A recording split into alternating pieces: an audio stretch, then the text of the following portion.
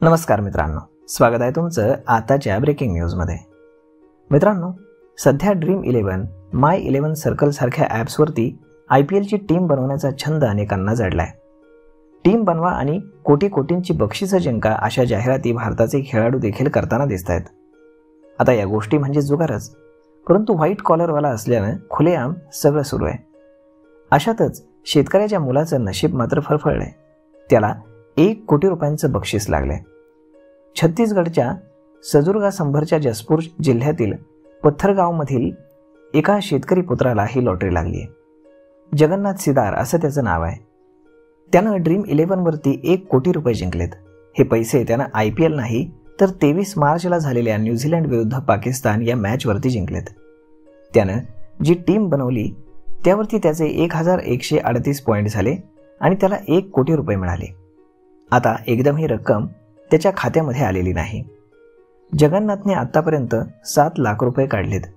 अजून उर्वरित पैसे थोड्या थोड्या टप्प्याने येत आहेत। हे पैसे जिंकल्यानंतर त्यानं गावामध्ये पेढे वाटले। या पैशातून तो काय काय करणार याची माहिती देखील त्यानं दिली। पंतप्रधान आवास योजनेतनं तो घर बांधत होता। आता या पैशातून तो पक्क आणि थोडं मोठं घर बांधणार आहे। आजारी वडिलांवरती उपचार करणार आहे। तसेच कार, सोनं नाणं नाही तर तो शेतीसाठी एक ट्रॅक्टर घेणार आहे। शेती करणं सोपं जावं यासाठी तो हे करणार आहे। जगन्नाथनं ड्रीम11 वरती एवढे पैसे जिंकल्याचा एक मोठा साईड इफेक्ट देखील समोर येतोय। आता त्याचं पाहून गावातील आणि आजूबाजूच्या पंचक्रोशीतील लोक देखील IPL आणि क्रिकेट सामन्यांवरती पैसे लावत आहेत। सर्वांनाच जगन्नाथ सारखं जिंकणं किंवा पैसे कमावणं शक्य नाही। तर मग मित्रांनो, अशा पद्धतीनं चक्क एका शेतकऱ्यानं 1 कोटी रुपये ड्रीम11 वरती जिंकलेले आहेत।